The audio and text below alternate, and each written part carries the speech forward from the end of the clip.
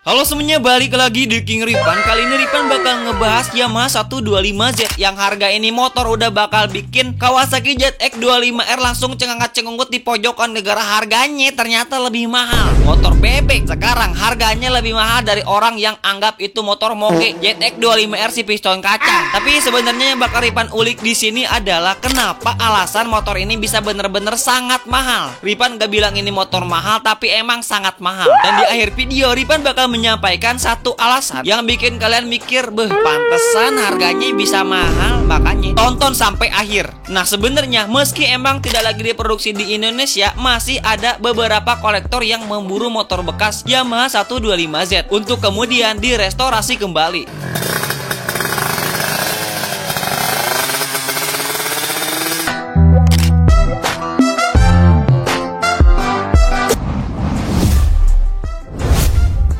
Kalian yang follow IG Ripan nanti bakal Ripan follow back nih kalau misalkannya gak percaya ya. Linknya ada di deskripsi dan juga pin kolom komentar. Anjay, makasih banyak deh Bujang. Nah, kita pertama mengenal spesifikasi Yamaha 125Z. Yamaha 125Z mulai diproduksi di Asia Tenggara pada tahun 98 di Malaysia dan di Singapura. Namun untuk di Indonesia sendiri, motor ini baru dijual pada tahun 2000-an yang pada saat ini dikirim oleh PT Yamaha Motor Kencana Indonesia dari Malaysia. Sayangnya, kejayaan motor ini tidak berlangsung lama. Produksi motor ini berakhir di tahun 2017 atau hanya sekitar 2 dekade saja. Adapun kebanyakan unit yang ada di Indonesia didatangkan langsung dari Malaysia. Kendati demikian, motor ini seolah tidak kehilangan penggemarnya lantaran berbagai spesifikasi yang disematkan pada motor ini, yang sekaligus bakal bikin si DOHC Klotok ketar-ketir dah tuh motor kocak ya. Pertama, kita lihat dari dimensi. Yamaha 125Z ini memiliki dimensi tubuh yang bisa dibilang kompak ataupun ramping. Berbeda kontras dengan motor sekarang yang dikopong-kopongin biar kelihatan kayak moge, seperti user helm permanen. Nah, motor ini dengan panjang 1,9 meter dan lebar hanya 675 meter dengan tinggi 1 meter lebih 0,4 meter. Sedangkan jarak antar sumbu roda pada motor ini adalah 1,25 meter dan bobot pada motor ini yaitu sekitar 106 kg, tetapi tidak menggunakan behel plastik seperti motor zaman sekarang. Motor pabrikan yang itu pokoknya. Lalu kalau misalkannya kita lihat secara performa mesin, yang sebenarnya mah yang membuat ini motor mahal bukan karena dari performa mesin, karena emang udah menjadi ciri khas dari motor 2 tak. Ngomong-ngomong performa mesin, RX Jamret juga kencang meskipun cuma 135 cc. Yang nah motor juga bisa ngasepin motor-motor DOHC Klotok. Nah, salah satu yang membuat Yamaha 125 istimewa adalah performa mesin yang dimiliki. Motor ini mengusung mesin 2 tak berkubikasi 124 cc dengan transmisi manual kopling 6 percepatan. Berbekal mesin tersebut, motor ini mampu menghasilkan tenaga yang membuat CRF si Egrang bakal langsung ciut di pojokan. Selain mikirin pinjol gara mikirin cicilan, beban motor CRF kocak bakal menambah setelah tahu kalau misalkan ini tenaga motor ada di angka 17 daya kuda pada 8000 rpm dan torsi puncak 16,1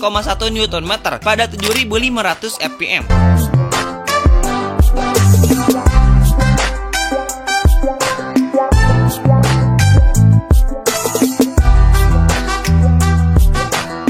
Dan yang menarik lainnya yaitu Yamaha 125Z menjadi motor bebek Yamaha pertama yang dilengkapi dengan catalytic converter, dan fitur ini berfungsi untuk mereduksi gas berbahaya hasil pembakaran yang meskipun mau segede apapun katalisnya motor 2 tak sekarang bakal tetap gak bisa mengikuti regulasi, apalagi untuk penggunaan sipil. Lalu yang ketiga, pada bagian suspensi dan kaki-kaki. Bagian suspensi depan motor ini menggunakan tipe teleskopik. Ini motor tahun 2000-an masuk ke Indonesia. Jadi kalau misalkannya ada motor baru sekarang masih pakai teles kocak kayak si Kawasaki, udah ada motor purba beda, pokoknya mah gak usah ikutin zaman kocak. Sementara pada bagian roda, Yamaha 125Z memasang pelek casual hilang 6 spoke dengan ukuran 17 inci. Selain itu, motor Yamaha 125Z dilengkapi cakram bagian depan maupun belakang untuk pengereman yang pastinya malah lebih optimal. Ngomongin cakram depan belakang, pastinya ini bisa dibilang relatif sangat jarang di zamannya. Nah, seperti yang Ripan tadi bilang, Ripan bakal bilang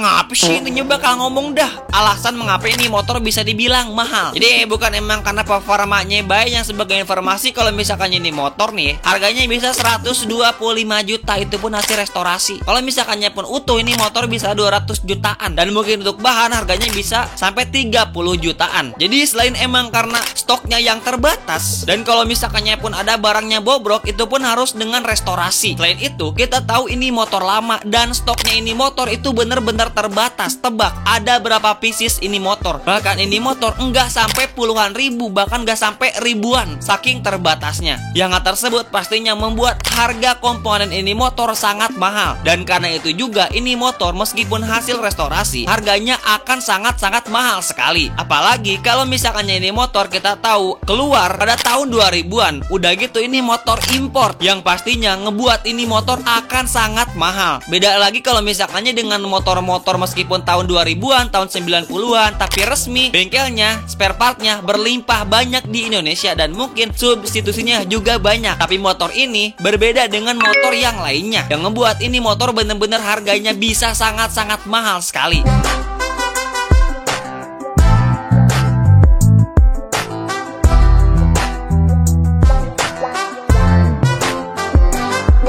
Karena ini motor masuk ke Indonesia pada tahun 2001 silam. Kendati demikian, napasnya benar-benar pendek karena hanya berakhir pada tahun 2002, hanya 1 tahun. Yamaha Indonesia memutuskan tidak menjual lagi motor ini. Alasan kenapa Yamaha tidak kembali menjual motor ini karena peminatnya yang kurang. Mungkin orang-orang berpikiran kalau misalkannya malah lebih worth it untuk beli motor yang lainnya. Sehingga Yamaha 125Z stop produksi hanya dalam 1 tahun saja, yang ngebuat ini motor benar-benar langka. Seperti yang dari bilang berapa unit motor ini yang ada di Indonesia. Dan menurut beberapa info seperti yang disampaikan dan dikutip di kumparanauto.com, yang dimana hanya 200 pieces unit saja yang terdaftar di Indonesia. Populasinya yang sedikit juga berimbas pada harga jual bekasnya yang tinggi. Karena itu juga ini motor harganya mahal. Sedangkan pada awalnya ini motor harganya hanya 14 jutaan. Ya mungkin 14 juta pada zaman itu mungkin bisa dibilang mahal. Tapi ya kendati demikian, beberapa faktor tadi seperti yang Ripan sampaikan, karena kelangkaan motor ini, kelangkaan spare partnya, yang ngebuat ini motor bisa bener-bener halal dan wajib digoreng. Dan mungkin hanya untuk sebagian orang tertentu yang mungkin bisa mendapatkan spare part dan komponen untuk ngebuat ini motor tetap optimal. Dan pastinya tidak sedikit orang yang mendambakan motor ini bukan karena performa. Karena kalau misalkannya kita ngomongin biaya performa, banyak motor 2 tak dengan kapasitas serupa yang memiliki power yang besar. Akan tetapi beda dengan motor ini, eksklusivitasnya bukan hanya ada pada performa, tapi karena stoknya yang emang sangat terbatas. Jadi sebenarnya gimana menurut referensi kalian? Mungkin apakah pernah dengar-dengar ada ini motor 125Z yang ternyata hanya ada 200